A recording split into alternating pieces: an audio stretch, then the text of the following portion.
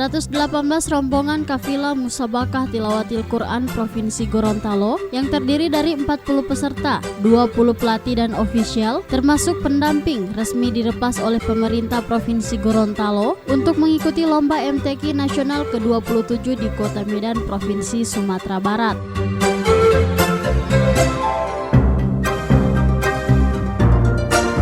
Pelepasan kafilah Gorontalo ini secara resmi dilepas langsung oleh Gubernur Gorontalo Dr. Andes Haji Idris Rahim MM yang bertempat di rumah jabatannya.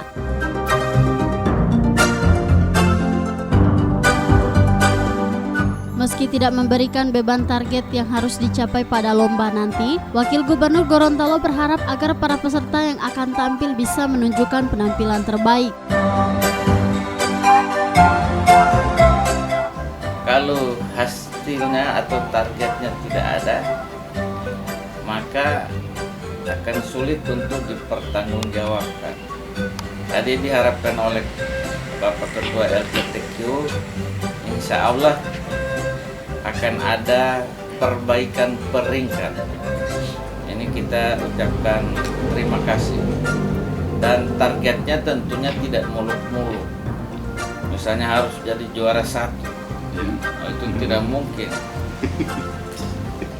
Tetapi tunjukkan bahwa Gorontalo itu benar-benar satu provinsi yang punya filosofi adat bersendikan sara, sara bersendikan 3 bulan.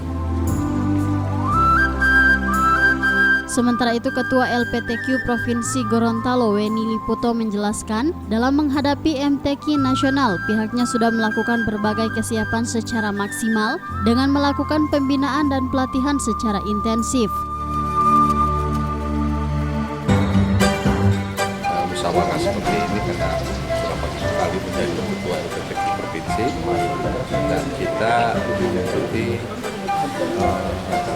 9 dari 12 yang diperlombakan dengan beberapa jenis, kecuali untuk habis yang 20 juz, 30 juz itu yang memang tidak ada pesertanya.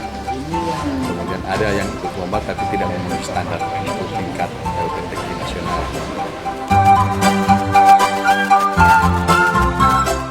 Kafilah Provinsi Gorontalo akan mengikuti 9 cabang dari 12 cabang yang dilombakan pada MTQ ke-27, diantaranya Tilawah Quran, Fahmil Quran, Syahril Quran, dan Hifzil Quran.